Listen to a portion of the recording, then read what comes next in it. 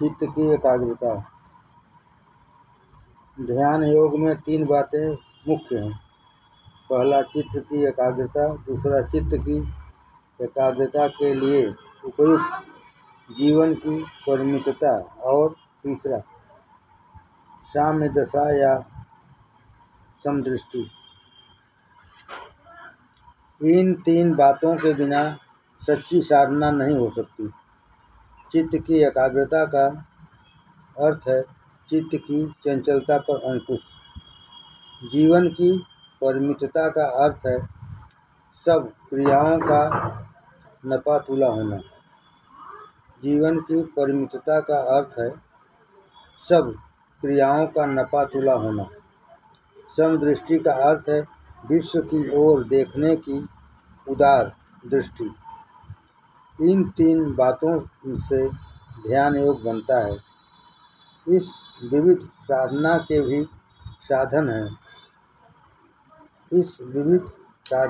भी साधन हैं। वे हैं अभ्यास और वैराग्य। इन 5 बातों की थोड़ी सी चर्चा हम यहाँ करें। पहले चित्त की एकाग्रता को लीजिए। किसी भी काम में चित्त की एकाग्रता आवश्यक है। व्यवहारिक बातों में भी चित्त की एकाग्रता चाहिए। यह बात नहीं कि व्यवहार में अलग गुणों की जरूरत है और परमार्थ में अलग। व्यवहारों को शुद्ध करने का ही अर्थ है परमार्थ। व्यवहारों को शुद्ध करने का ही अर्थ है परमार्थ। कैसा भी व्यवहार हो, उसका यश और अपयश आपकी एकाग्रता पर अवलंबित है। व्यापार, व्यवहार, शास्त्र शोधन, राजनीति, कूटनीति, किसी को भी ले लीजिए, इनमें जो कुछ यश मिलेगा वह उन पुरुषों के चित्त की एकाग्रता के अनुसार मिलेगा। नेपोलियन के लिए कहा जाता है तो युद्ध की व्यवस्था जहाँ एक बार ठीक लगा देता कि फिर समरभूमि में गणित के सिद्धांत हल किया करता था। ढेरों तंबुओं पर गोले बरसते, सैनिक मरते, परंतु नेपोलियन का चित्त अपने गणित में ही मग्न रहता। मैं यह नहीं कहता कि नेपोलियन की एकाग्रता बहुत बड़ी थी। उससे भी ऊंचे दर्जे की एकाग्रता के उदाहरण दिए जा सकेंगे, परंतु एकाग्रता उसके पास कितनी थी यह देखो। खलीफा उमर की भी ऐसी ही बात कही जाती है। बीच लड़ाई में जब नमाज का वक्त हो जाता तो वह वहीं समरभूमि में चित्त एकाग्र करके घुटने टेक कर नमाज पढ़ने लगता और उसका चित्त इतना एकाग्र हो जाता कि उसे यह होश भी न रहता कि किसके आदमी कट मर रहे हैं। पहले के मुसलमानों की इस परमेश्वर निष्ठा के ही कारण, इस एकाग्रता के ही कारण इस्लाम धर्म फैल पाया। पहले मुसलमानों की इस परमेश्वर निष्ठा के ही कारण, इस एकाग्रता के ही कारण इस्लाम धर्म फैल पाया। उस दिन मैंने एक कहानी सुनी। एक फकीर था, उसके शरीर में तीर घुस गया। इससे उसे बड़ी वेदना हो रही थी। तीर खींचने की चेष्टा करने जाएं तो हाथ लगाते ही वेदना और बढ़ जाती थी। इससे वह तीर भी नहीं खींचा जा सकता था। आज की तरह क्लोरोफार्म जैसी बेहोश करने की दवा उस समय थी नहीं। बड़ी समस्या खड़ी हो गई। कुछ लोग उस फकीर को जानते थे। वे आगे आकर बोले, तीर अभी मत निकालो, यह फकीर नमाज पढ़ने बैठेगा तब निकाल लेंगे। शाम की नमाज का वक्त हुआ। फकीर नमाज पढ़ने लगा। पल भर में ही उसका चित्त इतना एकाग्र हो गया कि तीर उसके बदन से निकाल लिया गया तो भी उसे पता नहीं चला। कैसी जबरदस्त है यह एकाग्रता। सारांश यह है कि व्यवहार हो या परमार्थ, चित्त की एकाग्रता के बिना उसमें सफलता मिलना कठिन है। यदि चित्त एकाग्र रहेगा तो फिर सामर्थ्य की भी कभी कमी नहीं पड़ेगी। 60 वर्ष के बूढ़े होने पर भी किसी नौजवान की तरह तुम में उत्साह और सामर्थ्य दिख पड़ेगी। मनुष्य ज्यों-ज्यों बुढ़ापे की तरफ जाए त्यों-त्यों उसका मन अधिक मजबूत होता जाना चाहिए। फल को ही देखिए न, पहले वह हरा होता है, फिर पकता है, फिर सड़ता है, गलता है और मिट जाता है, परंतु उसका भीतर का बीज उत्तरोत्तर कड़ा होता जाता है। यह बाहरी शरीर सड़ जाएगा, गिर जाएगा, परंतु बाहरी शरीर फल का सार सर्वस्व नहीं है। उसका सार सर्वस्व उसकी आत्मा तो है बीज। यही बात शरीर की है। शरीर भले ही बूढ़ा होता चला गया, परंतु स्मरण शक्ति तो बढ़ती ही रहनी चाहिए। बुद्धि तेजस्वी होनी चाहिए, परंतु ऐसा होता नहीं। मनुष्य कहता है आजकल मेरी स्मरण शक्ति कम हो गई है। क्यों? अब बुढ़ापा आ गया है। तुम्हारा जो ज्ञान विद्या या स्मृति है वह तुम्हारा बीज है। शरीर बूढ़ा होने से ज्यों-ज्यों ढीला पड़ता जाए त्यों-त्यों आत्मा बलवान होती जानी चाहिए। इसके लिए एकाग्रता आवश्यक है। एकाग्रता कैसे लाएं?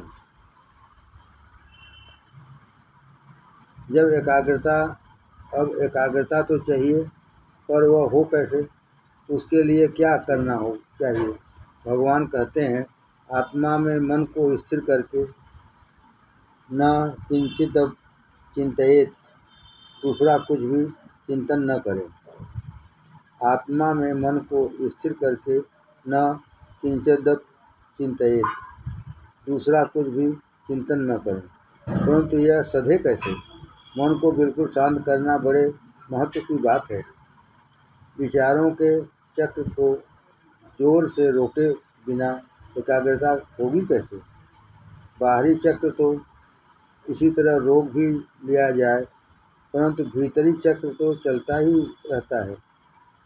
चित्त की एकाग्रता के लिए ये बाहरी साधन जैसे जैसे काम में लाते हैं, वैसे वैसे भीतर के चक्र अधिक वेग से चलने लगते हैं। आप आसन जमाकर तन कर बैठ जाइए, आंखें स्थिर कर लीजिए, परंतु इतने से मन एकाग्र नहीं हो सकेगा। मुख्य बात यह है कि मन का चक्र बंद करना साधना चाहिए। बात यह है कि बाहर का यह अपरंपार संसार जो हमारे मन में भरा रहता है, उसको बंद किए बिना एकाग्रता का साधना अशक्य है। अपनी आत्मा की अपार ज्ञान शक्ति हम बाह्य क्षुद्र वस्तुओं में खर्च कर डालते हैं, लेकिन ऐसा नहीं होना चाहिए। जिस तरह दूसरे को न लूटते हुए स्वयं अपने प्रयत्न से धनी हो जाने वाला पुरुष आवश्यकता के बिना खर्च नहीं करता, जिस तरह दूसरे को न लूटते हुए स्वयं अपने प्रयत्न से धनी हो जाने वाला पुरुष आवश्यकता के बिना खर्च नहीं करता, उसी तरह हमें भी अपनी आत्मा की ज्ञान शक्ति क्षुद्र बातों में चिंतन में खर्च नहीं करनी चाहिए। यह ज्ञान शक्ति हमारी अमूल्य थाती है, परंतु हम उसे स्थूल विषयों में खर्च कर डालते हैं। यह साग अच्छा नहीं बना, इसमें नमक कम पड़ा। अरे भाई, कितनी रत्ती नमक कम पड़ा, नमक तनी सा कम पड़ा। इस महान विचार में ही हमारा ज्ञान खर्च हो जाता है। बच्चों को पाठशाला की चहारदीवारी के अंदर ही पढ़ाते हैं, कहते हैं कि यह पेड़ के नीचे पढ़ाएंगे तो कौवे, कोयल और चिड़ियाँ देखकर उनका मन एकाग्र नहीं होगा। बच्चे ही जो ठहरे, कौवे चिड़ियाँ नहीं दिखी तो हो गई उनकी एकाग्रता, परंतु हम हो गए हैं घोड़े। हमारे अब सीन निकल आए हैं। हमें साथ साथ दीवारों के भीतर भी किसी ने बंद कर रखा तो भी हमारे मन की एकाग्रता नहीं हो सकती, क्योंकि दुनिया की छोटी से छोटी बातों की चर्चा हम करेंगे। जो ज्ञान परमेश्वर की प्राप्ति करा सकता है उसे हम साग सब्जी के जायके की चर्चा करने में ही खो देते हैं और उसमें कृतार्थता मानते हैं। दिन रात ऐसा भयानक संसार हमारे चारों ओर भीतर बाहर धू धू करता रहता है। प्रार्थना अथवा भजन करने में भी हमारा हेतु बाहरी ही रहता है। परमेश्वर से तन्मय होकर एक क्षण के लिए तो संसार को भुला दें,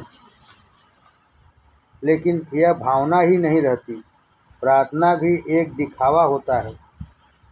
जहाँ मन की ऐसी स्थिति है वहाँ आसन जमाकर बैठना और आँख मूंदना सब व्यर्थ है। प्रार्थना भी एक दिखावा होता है। जहाँ मन की ऐसी स्थिति है वहाँ आसन जमाकर बैठना और आँख मूंदना सब व्यर्थ है। मन की दौड़ निरंतर बाहर की ओर रहने से मनुष्य की सारी सामर्थ्य नष्ट हो जाती है। मन की दौड़ निरंतर बाहर की ओर रहने से मनुष्य की सारी सामर्थ्य नष्ट हो जाती है। किसी भी प्रकार की व्यवस्था नियंत्रण शक्ति मनुष्य में नहीं रहती। इसका अनुभव आज हमारे देश में पग पग पर हो रहा है। वास्तव में भारतवर्ष तो परमार्थ भूमि है। यहाँ के लोग पहले ही ऊंची हवा में उड़ने वाले समझे जाते हैं, पर ऐसे देश में हमारी आपकी क्या दशा है। छोटी छोटी बातों का इतना सूक्ष्म चिंतन करते हैं कि जिसे देखकर दुख होता है। क्षुद्र विषयों में ही हमारा चित्त डूबा रहता है। कथा पुराण एक ताम, झोंपे नाडिले तत्वताम, खाटेवरी पड़ताम, व्यापी चिंता तड़मड़, ऐसी गहन कर्म गति काय तयासी रणती। कथा पुराण श्रवण करने आते हैं तो निद्रा सताती है। कथा पुराण श्रवण करने जाते हैं तो निद्रा सताती है और बिस्तर पर लेटते हैं तो चिंता और बेचैनी रहती है। ऐसी कर्म की गहन गति क्या किया जाए।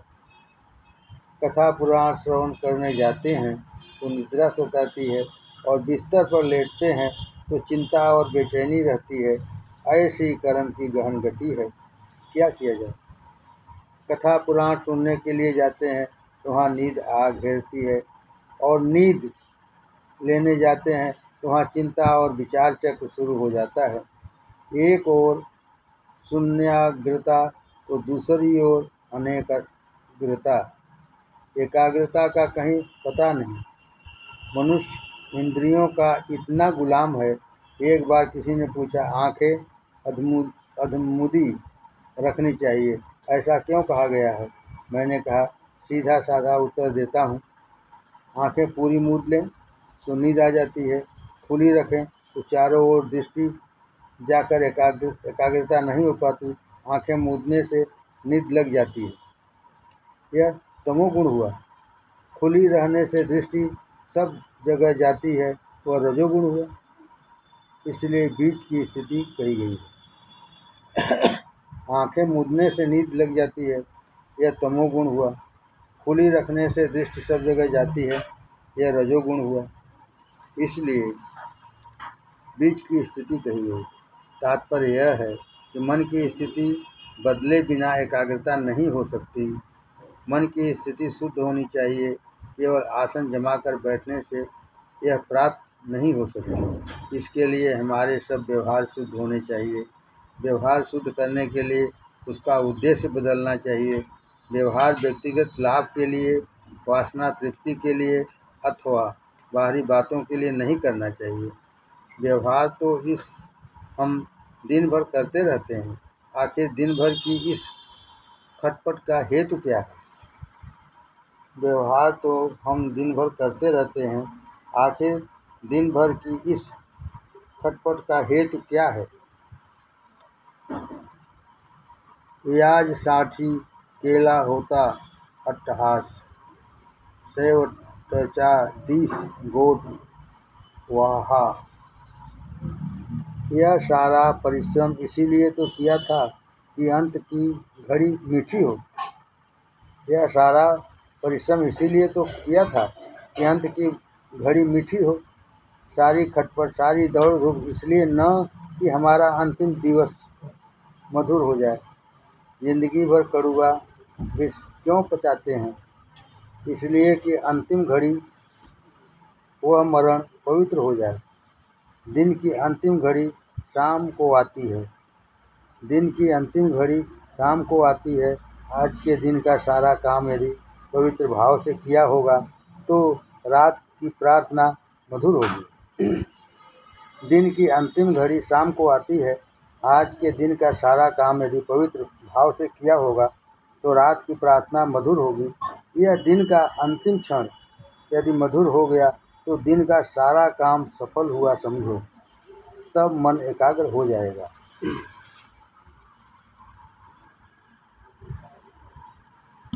दिन की अंतिम घड़ी शाम को आती है। आज के दिन का सारा काम यदि पवित्र भाव से किया होगा तो रात की प्रार्थना मधुर होगी। वह दिन का अंतिम क्षण यदि मधुर हो गया तो दिन भर का सारा काम सफल हुआ समझो, तब मन एकाग्र हो जाएगा। एकाग्रता के लिए ऐसी जीवन शुद्धि आवश्यक है। बाह्य वस्तुओं का चिंतन छूटना चाहिए। मनुष्य की आयु बहुत नहीं है, परंतु इस थोड़ी सी आयु में भी परमेश्वरीय सुख का स्वाद लेने की सामर्थ्य है। दो मनुष्य बिल्कुल एक ही सांचे में ढले, एक सी छाप लगे हुए, दो आँखें, उनके बीच एक नाक और उस नाक में दो नासापुट, इस तरह बिल्कुल एक से होकर भी एक मनुष्य देव तुल्य होता है तो दूसरा पशु तुल्य ऐसा क्यों होता है? एक ही परमेश्वर के बाल बच्चे हैं, अवधि, एकाची व वीण, सब एक ही खान के, तो फिर यह फर्क क्यों पड़ता है? इन दो व्यक्तियों की भांति एक है, इन दो व्यक्तियों की जाति एक है, ऐसा विश्वास नहीं होता। एक नर का नारायण है और दूसरा नर का बानर। मनुष्य कितना ऊंचा उठ सकता है, इसका नमूना दिखाने वाले लोग पहले भी हो गए हैं और आज भी हमारे बीच हैं। यह अनुभव की बात है। इस नर देह में कितनी शक्ति है, इसको दिखाने वाले संत पहले हो गए हैं और आज भी हैं। इस देह में रहकर यदि मनुष्य ऐसी महान करनी कर सकता है तो फिर भला मैं क्यों न कर सकूँगा? मैं अपनी कल्पना को मर्यादा में क्यों बांध लूँ? जिस नर देह में रहकर दूसरे नरवीर हो गए, वही नरदेह मुझे भी मिली। जिस नरदेह में रहकर दूसरे नरवीर हो गए, वही नरदेह मुझे भी मिली है। फिर मैं ऐसा क्यों? कहीं न कहीं मुझ में भूल हो रही है। मेरा यह चित्त सदैव बाहर जाता रहता है। दूसरे के गुण दोष देखने में वह बहुत आगे बढ़ गया है।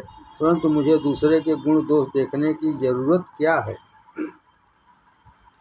काशया गुण दोष पाहूँ आड़ी कांचे, मज काय त्वाचे उड़े असे। दूसरों के गुण दोष क्यों देखूं? मुझ में क्या उनकी कमी है? दूसरे के गुण दोष क्यों देखूं? मुझ में क्या उनकी कमी है?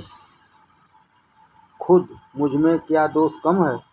यदि मैं सदैव दूसरों की छोटी छोटी बातें देखने में ही तल्लीन रहा तो फिर मेरे चित्त की एकाग्रता सधेगी कैसे? उस दशा में मेरी स्थिति दो ही प्रकार की हो सकती है। एक तो शून्य अवस्था अर्थात नींद, और दूसरी अनेकाग्रता। तमोगुण और रजोगुण में ही मैं उलझता रहूँगा। भगवान ने चित्त की एकाग्रता के लिए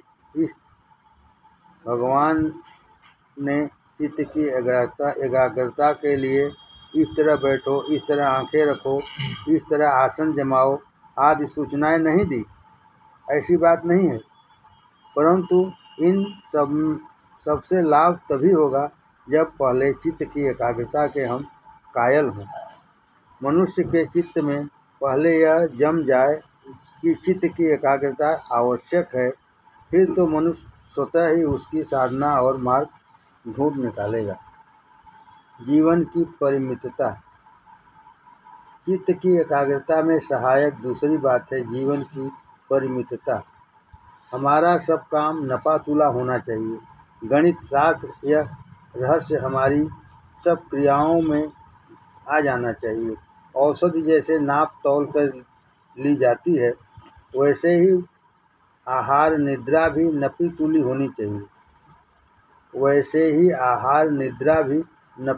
होनी चाहिए। सब जगह नाप तौल चाहिए। प्रत्येक इंद्रिय पर पहरा बैठाना चाहिए। मैं ज़्यादा तो नहीं खाता, अधिक तो नहीं सोता, ज़रूरत से ज़्यादा तो नहीं देखता। इस प्रकार सतत बारीकी से जांच करते रहना चाहिए। सब जगह नाप तौल चाहिए। प्रत्येक इंद्रिय पर पहरा बैठाना चाहिए। मैं ज़्यादा तो नहीं खाता, अधिक तो नहीं सोता, ज़रूरत से ज़्यादा तो नहीं देखता। इस प्रकार सतत बारीकी से जांच करते रहना चाहिए। एक भाई किसी व्यक्ति के बारे में कह रहे थे कि वे किसी के कमरे में जाते तो 1 मिनट में उनकी निगाह में आ जाता कि उसमें वहाँ क्या रखा है। मैंने मन में कहा, भगवान, यह महिमा मुझे न प्राप्त हो।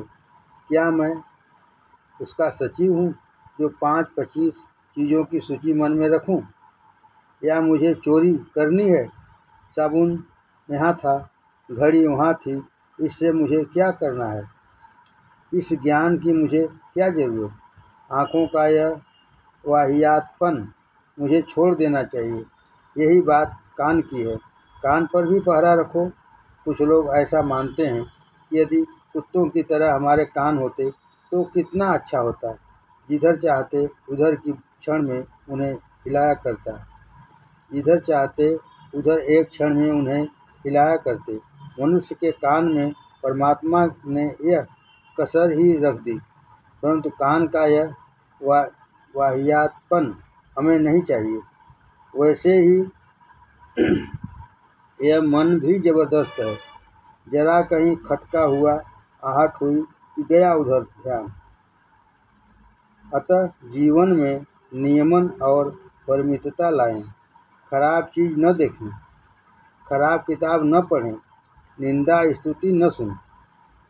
अतः जीवन में नियमन और परिमितता लाएं। खराब चीज़ न देखें, खराब किताब न पढ़ें, निंदा स्तुति न सुनें। सदोष वस्तु तो दूर, निर्दोष वस्तुओं का भी आवश्यकता से अधिक सेवन न करें। लोलुपता किसी भी प्रकार की न होनी चाहिए।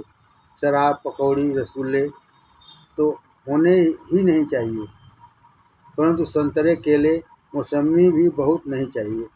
फलाहार यों शुद्ध आहार है, परंतु वह भी मनमाना नहीं होना चाहिए। जीव का स्वेच्छाचार भीतरी मालिक को सहन नहीं करना चाहिए। मालिक को सहन नहीं करना चाहिए। जीव का स्वेच्छाचार भीतरी मालिक को सहन नहीं करना चाहिए। इंद्रियों को यह भय रहे कि यदि हम उटपटांग करेंगे तो भीतर का मालिक हमें जरूर सजा देगा। इंद्रियों को यह भय रहे कि यदि हम उटपटांग करेंगे तो भीतर का मालिक हमें जरूर सजा देगा। नियमित आचरण ही जीवन की परिमितता कहते हैं। नियमित आचरण ही जीवन की नियमितता कहते हैं। मंगल दृष्टि। तीसरी बात है समदृष्टि होना। समदृष्टि का अर्थ है शुभ दृष्टि। शुभ दृष्टि प्राप्त हुए बिना चित्त एकाग्र नहीं हो सकता। सिंह इतना बड़ा वनराज है, परंतु 4 कदम चलकर पीछे देखता है। हिंसक सिंह को एकाग्रता कैसे प्राप्त होगी? शेर, कौवे, बिल्ली, इनकी आँखें हमेशा फिरती रहती हैं। उनकी निगाह चौकन्नी घबराई हुई होती हैं। हिंस प्राणियों का ऐसा ही हाल रहेगा। साम्य दृष्टि आनी चाहिए, यह सारी सृष्टि मंगलमय लगनी चाहिए।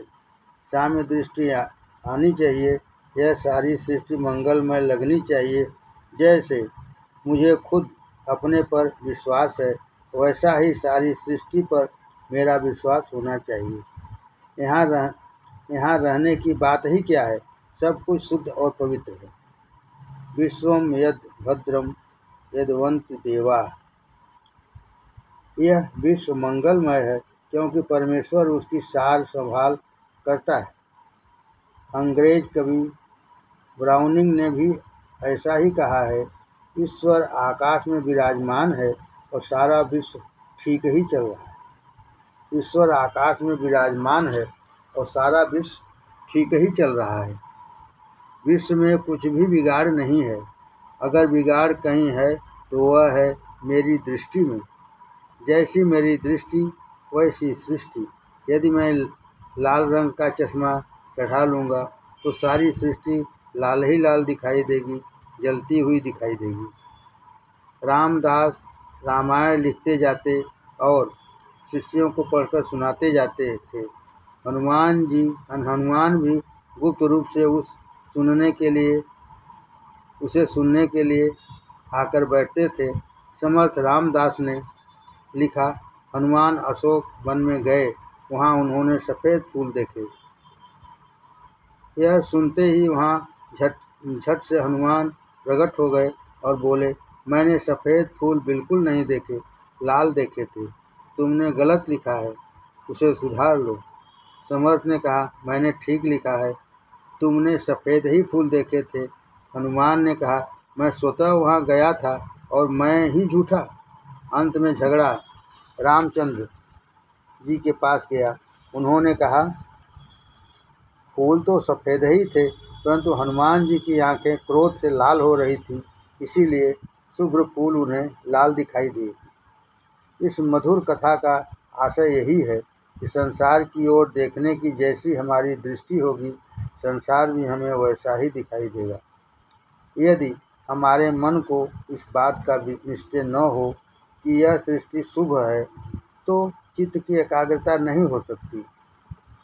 जब तक मैं यह समझता रहूँगा कि सृष्टि बिगड़ी हुई है, तब तक मैं सशंक दृष्टि से चारों ओर देखता रहूँगा। कभी पक्षियों की स्वतंत्रता के गीत गाते हैं, उनसे कहना चाहिए कि जरा एक बार पक्षी होकर देखो तो, फिर उनकी आज़ादी की सही कीमत मालूम हो जाएगी। पक्षियों की गर्दन बराबर आगे पीछे सतत नाचती रहती है, उन्हें सतत दूसरों का भय लगा रहता है। चिड़िया को आसन पर ला बिठाओ, क्या वह एकाग्र हो जाएगी? मेरे जरा निकट जाते ही वह फुर्र से उड़ जाएगी। वह डरेगी कि कहीं यह मुझे मारने तो नहीं आ रहा है। जिनके दिमाग में ऐसी भयानक कल्पना है कि यह सारी दुनिया भक्षक है, संहारक है, उन्हें शांति कहाँ? जब तक यह ख्याल दिमाग से न निकलेगा कि अपना रक्षक मैं अकेला ही हूँ, बाकी सब भक्षक हैं, तब तक एकाग्रता नहीं सक सकती। समदृष्टि की भावना करना यही एकाग्रता का उत्तम मार्ग है। समदृष्टि की भावना करना यही एकाग्रता का उत्तम मार्ग है। आप सर्वत्र मांगल्य देखने लग जाइए, चित्त अपने आप शांत हो जाएगा। किसी दुखी मनुष्य को कल कल बहने वाली नदी के किनारे ले जाइए, उससे स्वच्छ शांत प्रवाह को देखकर उसकी बेचैनी कम हो जाएगी, वह अपना दुख भूल जाएगा। उस झरने में, उस प्रवाह में इतनी शक्ति कहाँ से आ गई? परमेश्वर की शुभ शक्ति उसमें प्रकट हुई है। वेदों में झरनों का बड़ा ही सुंदर वर्णन है। अतिष्ठन्नी नाम अनि वेशनानाम। ऐसे ये झरने हैं। झरना अखंड बहता है, उसका अपना कोई घर बार नहीं। वह सन्यासी है। ऐसा पवित्र झरना एक क्षण में मेरे मन को एकाग्र बना देता है। ऐसी सुंदर झरने को देखकर प्रेम का, ज्ञान का झरना मेरे मन में क्यों न निर्माण करे? ज्ञान का झरना मेरे मन में मैं क्यों न निर्माण करूं? यह बाहर का जड़ पानी भी यदि मेरे मन को शांति प्रदान कर सकता है, तो फिर मेरी मानस दरी में यदि भक्ति और ज्ञान का चिन्मय झरना बहने लगे तो कितनी शांति प्राप्त होगी। यह बाहर का जड़ पानी भी यदि मेरे मन को शांति प्रदान कर सकता है, तो फिर मेरी मानस दरी में यदि भक्ति और ज्ञान का चिन्मय झरना बहने लगे तो कितनी शांति प्राप्त होगी।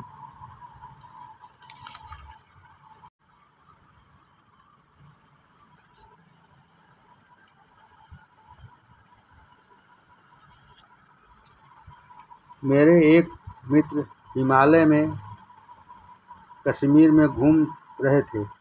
वहाँ के पवित्र पर्वतों के सुंदर जल प्रवाहों के वर्णन वे लिख लिख कर मुझे भेजते थे। मैंने उन्हें उत्तर दिया कि जो जल स्रोत, जो पर्वतमाला, जो सुख समीर तुम्हें वहाँ अनुपम आनंद देते हैं, उन सब का अनुभव मैं अपने हृदय में करता हूँ। अपनी अंतः दृष्टि से मैं नित्य उन सब रमणीय दृश्यों को देखता हूँ। अतः तुम्हारे बुलाने पर भी मैं अपने हृदय के इस भव्य दिव्य हिमालयों को छोड़कर क्यों आऊँगा। स्थावराणाम हिमालय, स्थिरता की मूर्ति के रूप में जिस हिमालय की उपासना स्थिरता लाने के लिए करनी है, उसका वर्णन सुनकर यदि मैंने अपना कर्तव्य छोड़ दिया तो उससे क्या लाभ। सारांश: चित्त को जरा शांत कीजिए, सृष्टि की ओर मंगल दृष्टि से देखिए, तो फिर आपके हृदय में अनंत झरने बहने लगेंगे। कल्पनाओं के दिव्य तारे हृदयाकाश में चमकने लगेंगे। पत्थर और मिट्टी की शुभ वस्तु देखकर यदि चित्त शांत हो जाता है, तो फिर अंतः सृष्टि के दृश्य देखकर वह शांत क्यों न होगा। एक बार मैं श्रावणकोर गया था। एक दिन समुद्र किनारे बैठा था। वह अपार समुद्र, उसकी धू-धू गर्जना, सायंकाल का समय, मैं स्तब्ध निश्चेष्ट बैठा था। मेरे मित्र ने वहीं समुद्र किनारे कुछ फल वगैरह खाने के लिए ला दिए। उस समय वह सात्विक आहार भी मुझे विष की तरह लगा। समुद्र की वह ओम ओम गर्जना मुझे मामनुस्मर युद्धश्च इस गीता वचन की याद दिला रही थी। समुद्र सतत स्मरण कर रहा था और कर्म भी कर रहा था। एक लहर आई, वह गई, दूसरी आई, उसे एक क्षण के लिए विश्रांति नहीं। यह दृश्य देखकर मेरी भूख प्यास उड़ गई थी। आखिर उस समुद्र में ऐसा क्या था? उस खारे पानी की लहरों को उछलते हुए देखकर यदि मेरा हृदय उछलने लगता है, तो फिर ज्ञान और प्रेम के अथाह सागर के हृदय में हिलोरें मारने पर मैं कैसा नाच उठूँगा। वैदिक ऋषि के हृदय में ऐसा ही समुद्र हिलोरें मारता था। अंतः समुद्रे हृदि अंतरायुष धृतस्य धारा अभिचाक्षिमि समुद्रार्धुमर्धु मानुदारत। इस दिव्य भाषा पर भाष्य लिखते हुए बेचारे भाष्यकारों को भी फजीहत होने की नौबत आ गई। कैसी वह घृत की धारा, कैसी वह मधु की धारा मेरे हृदय में दूध, मधु और घी की लहरें हिलोरें मार रही है।